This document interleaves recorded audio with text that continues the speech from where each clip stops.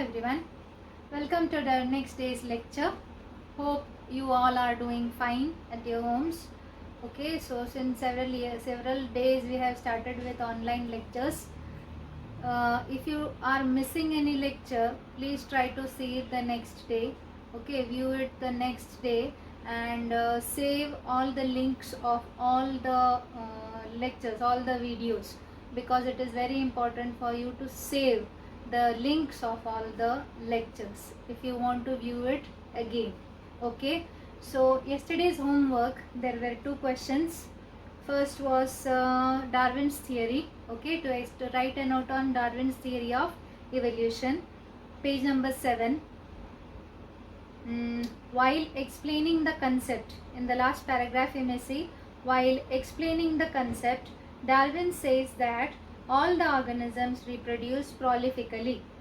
All the organisms compete with each other in a life-threatening manner.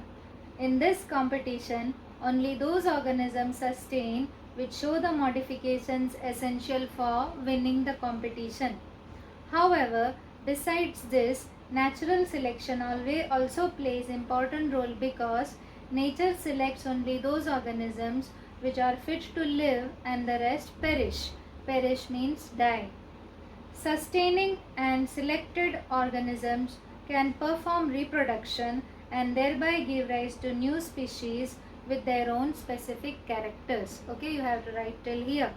I repeat, from while explaining till specific characters. Even if you write the points which I had given yesterday, it is okay, but for your exams you have to write this part from the textbook. Okay, that was for you to understand. Now the next question was about Lamarckism on page number 8. Page number 8 with the heading Lamarckism. The first paragraph. In the second paragraph they have given some examples. You may write 2 examples, and the last statement. All these examples are type of acquired characters and are transferred from one to another generation. This is called as theory of inheritance of acquired characters or Lamarckism. Okay, so the first paragraph, you may write the first point which I had given, that also is very important. That point, this point, that is the paragraph, first paragraph, 2 examples and the last sentence. Okay, hope you have understood the answers. That is about what? About Darwin's theory of natural selection and Lamarckism. Both are 3-mark question, very frequently asked questions. So we may move on to today's topic. The next topic for today is speciation. What do you mean by a species? Species means a group of organisms. We all belong to the same species. Okay, myself, you, Americans, Negroes, Mongolians, Chinese, we each of us belong to the same species. So what do you mean by species? Species is the group of organisms that can produce fertile individuals through natural reproduction. Fertile means those who are able to reproduce. Understood? Those who are able to reproduce, they are said to be fertile.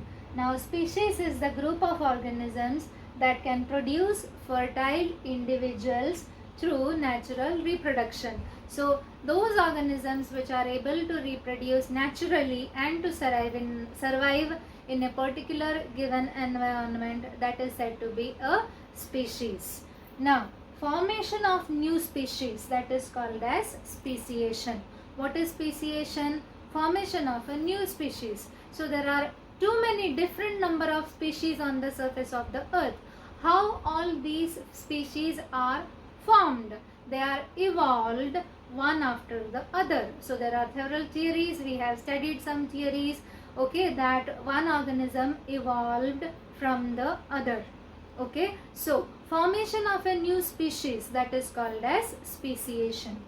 Now formation of new species is possible by genetic variation. That means if there is any variation in genes, here you may write in brackets variation in genes, that is said to be genetic variation. That means in one generation, if there is any change which is taking place, okay, and it is entering into the genes, it might be transferred to the next generation. Not necessary always, but it might be transferred to the next generation, which leads to a new species. Genetic variation. Just like we studied about fossils, we studied about mammals evolved from reptiles and amphibians from fishes.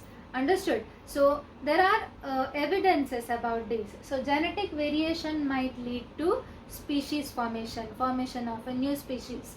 Geographical changes and geographical isolation. Geographical changes means changes in geography, that means on the surface of the earth. Formation of valleys, the change in the route of rivers, okay, formation of ponds, the different changes which take place in oceans. Understood? So the changes which are occurring geographically, that leads to speciation. So if there is any particular change, for example, there is a volcano and there is an organism who have survived that volcano, it makes some change in itself, and that change might be transferred to the next generation if it is in its genes, if it is a genetic variation, and it might lead to a new species. Okay. And geographical isolation. Geographical isolation means there is always a separation for different types of organisms. For human beings, they are able to travel to far away distances. We are having planes with the help of which we can travel till America, to the other part of the earth. Understood? But for animals, generally they are confined to a particular place. Understood? Okay, so for example, I will tell you about elephants. Elephants are seen only in a particular parts on the surface of the earth. Understood? So there are some type of animals. About kangaroo. Kangaroo is found in Australia. Understood? So the geographical conditions there are favorable for the growth of those organisms, their growth and reproduction there. So there is a geographical isolation which leads to formation of a new species. Okay, so a new species, if it is formed in that particular region. It cannot travel to faraway distances. So that species is found in that region only.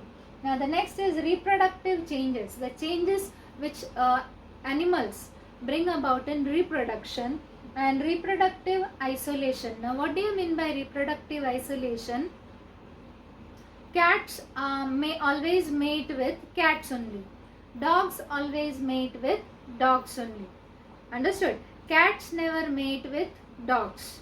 Understood? Okay, they don't breed. Cats and dogs, they don't breed. म्हणजे त्यांच्यामध्ये intercaste होत नाही. Understood? Cats always mate with cats आणि dogs always mate with dogs. So there is a reproductive isolation. Okay, so reproductive isolation means the reproduction is taking place in that species only. In case of us also, human beings mate with human beings. Understood? So there is reproductive isolation. Hope you have understood these terms. What do you mean by geographical isolation and reproductive isolation? And speciation is the effect of evolution. So what happens due to this evolution? Due to these changes, these evolution leads to speciation. So a new species is formed due to these evolution, due to these characteristics. What are the characteristics which lead to speciation? Genetic variation, geographical changes and geographical isolation, reproductive changes and reproductive isolation. Okay, if you are having a question on speciation, generally you get to write a note on speciation. You may write these points. There are 3 points. It could be a 2-mark question. You may copy it. Okay, now we may move on to the next topic. Okay, a 5-mark question from this chapter, that is human evolution. Explain human evolution. It is a 5-mark question. I will explain it according to the diagram which is given in the textbook. You may see there is a diagram 1.12 human evolution which is given in the textbook. They have explained about ancient animals, Egyptopithecus, Dryopithecus, Ramapithecus, Australopithecus, killed human, man with erect posture, Neanderthal man, Cro-Magnon man. I have written accordingly and I have written the explanation on the board. Okay, when you write the answer, you have to write from the second paragraph. Last dinosaurs disappeared approximately 7 crore years ago. You may see the sentence there. Last dinosaurs disappeared approximately 7 crore years ago. And you have to write till the end of the chapter. It is a very big answer. You can read it several times, and according to these points convert it into small sentences. Okay, as it is a 5-mark question, it should be having points, at least 10 points or so. Understood? You can convert it into 10 points. So I have made 10 points. You may write accordingly. Even these points, if you convert into sentences and write, it would be okay. Okay, you can write the answer in your own sentences, but these terms are very important. Now I will explain what is human evolution. Human beings, we are all human beings. Okay, we have evolved from some other type of organisms. Now what is our story of evolution? We will see. Whatever story of evolution is there, it is based on the fossils which are found in different parts of the earth. Understood? Fossils. What are fossils? They are the remains which are buried under the earth. Now based on the fossils, different theories have been put forward. Now this is a story of human evolution. First, last dinosaurs. You know that earlier dinosaurs were there. Now last dinosaurs, they about 7 crore years ago they disappeared. Understood? Before that, several dinosaurs were present. About 7 crore years ago, the whatever dinosaurs were left, they also disappeared. And some monkey-like organisms had evolved at that time, which looked like modern lemurs. Understood? Now, some organisms which would look like modern lemurs, these organisms are found even nowadays in the city of Madagascar in Africa. Okay, it looked like them, not exactly the same, it looked like them. So about 7 crore years ago, these dinosaurs, last dinosaurs which are present, they disappeared, and some monkey-like organisms had evolved at that time which looked like modern lemurs. Okay, those organisms remained on the surface of the earth. Of course, other organisms were also present. This is the study of human evolution. Tails disappeared about 4 crores years ago. Okay, you may see in the diagram the lemurs are having tails, the next diagram is not having tail. Understood? So their tails disappeared about 4 crore years ago. Egyptopithecus, the next one is Egyptopithecus. They developed. So these organisms developed into Egyptopithecus. They developed. How did they develop? Their brain started enlargement. Understood? So there was enlargement in brain. Hands also improved. The most important characteristic of human beings is that we are having an opposite thumb. These 4 fingers are opposite to that of the thumb. That is why we are able to hold objects. Understood? And we are able to perform many activities due to this improvement, due to that evolution. So such evolution was observed in Egyptopithecus. They developed enlargement in brain, hands also improved. After Egyptopithecus, they developed into some ape-like animals. So they started standing, and they had an erect posture, not the exact erect posture, but they did not move on 4 legs. Understood? So they developed into 3 types of organisms. Some moved to South and Northeast Asia and evolved into gibbon and orangutan, which are there nowadays also. Gibbon and orangutan, these are different types of apes. So ape-like Egyptopithecus developed into ape-like animals. Those ape-like animals, some of them moved into South and Northeast Asia and developed into gibbon and orangutan. Some of them stayed in Africa and evolved into gorilla and chimpanzee. You might be familiar with these words also, gorilla and chimpanzee. Okay, and the remaining developed into Dryopithecus. Understood? The remaining developed into Dryopithecus. This had happened about 2 crore years ago. Remaining apes evolved in different ways. Now these organisms evolved in different ways. What were the different ways? They used their hands more for eating and other work. They started using their hands. Okay, so the legs and hands were different. Now separated means the function of legs were different, the function of hands were different. They started to live on land as forests started disappearing due to dry environment. Okay, so due to the different geographical changes on the surface of the earth, the forests started disappearing, so they started living on land. Okay, and their lumbar bones, lumbar means kambar. Okay, in Marathi kambar, in Hindi kamar. Okay, their lumbar bones developed and they had erect posture. They started standing erect. Understood? So these were the developments which were seen in Dryopithecus. Now after Dryopithecus, the next is Ramapithecus. Okay, you may see Ramapithecus. Ramapithecus, the first record of human-like animal. Okay, so Ramapithecus, the fossil of Ramapithecus was found in Shivalik Hills in Himachal Pradesh. Understood? Okay, so the first record of human-like animal. These organisms which were present about 1 crore years ago, and they were bipedal. Bipedal means they were able to move on 2 legs. Okay.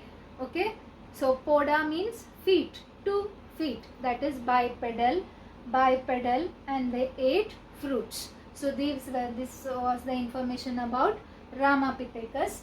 The next is Australopithecus. So these were present about 1 crore years ago.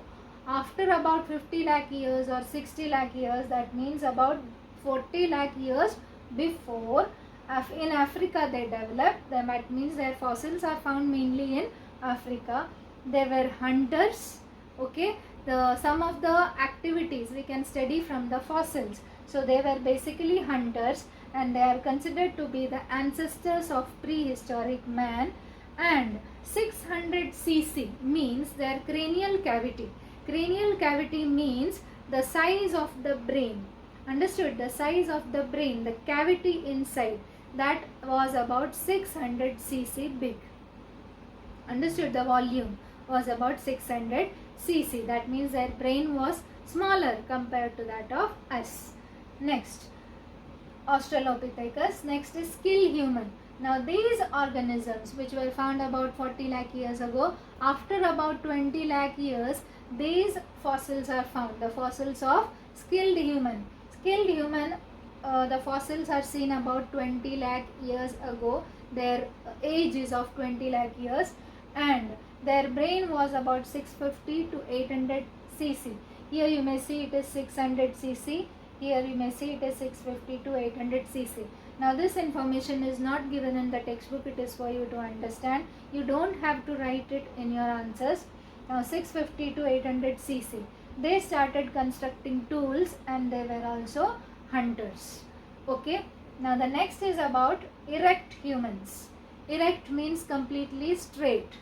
Erect humans, they are man with erect posture. The fossils are aged about 50 lakh years. Existed in China and Indonesia of Asian continent. That means the fossils are seen here. So it is said that they might have existed there. Now their brain is about 900 cc. So it went on increasing in size. Next is Neanderthal man. 1.5 lakh years ago. You may check this in your diagram also in the textbook. 1.5 lakh years ago. They were short. They had strong jaws. They had strong jaws. They used to bury their dead bodies. Their dead bodies means others' dead bodies. Okay, dead bodies. And discovery of fire. They discovered fire. Who? Neanderthal man. Their brain was about 1400 cc. So from how much? 900 cc to 1400 cc. First example of wise man. That means he was considered to be smarter than all these.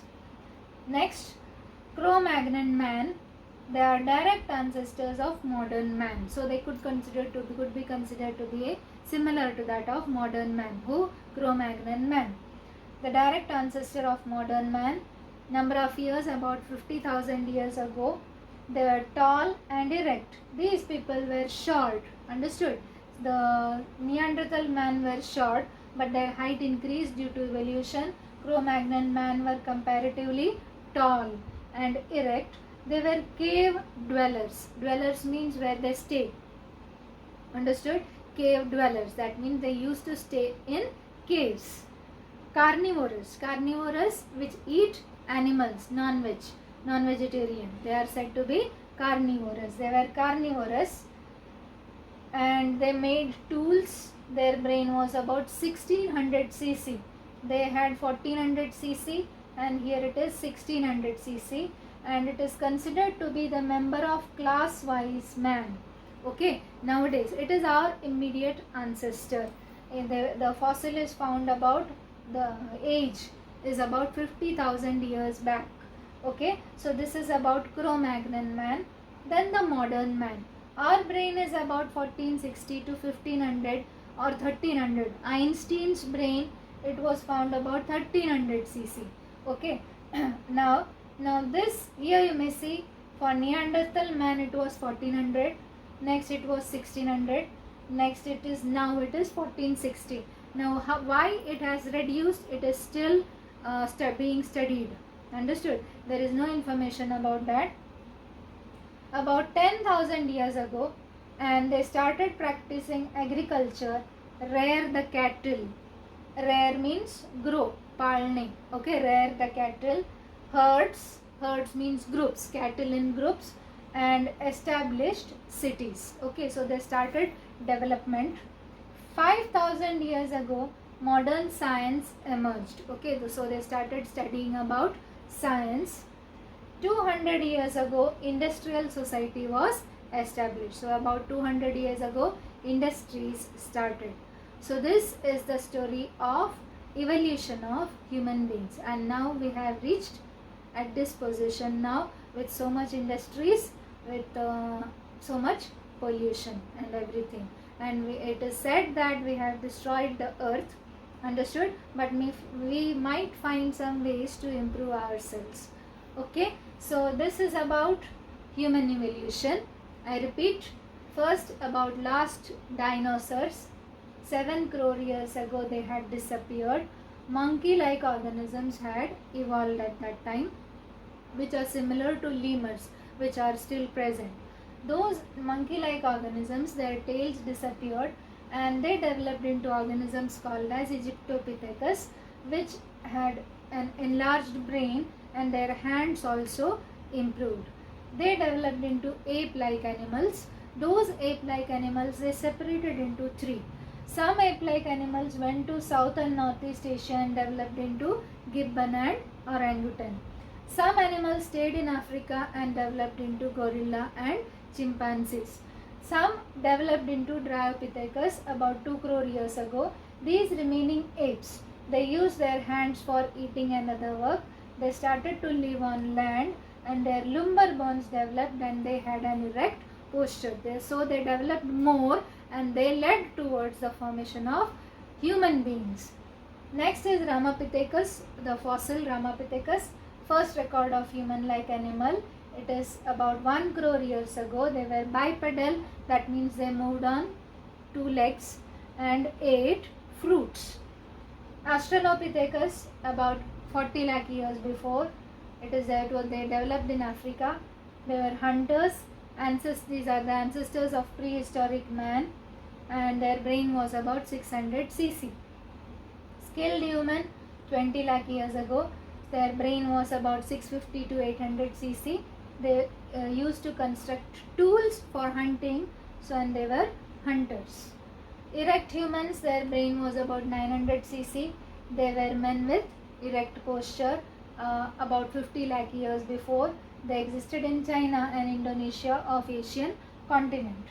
Next is Neanderthal man, that is about 1.5 years ago. They were short, they had strong jaws, used to bury dead bodies, discovery of fire, 1400 cc was their brain capacity, and it is the first example of wise man. Now you will get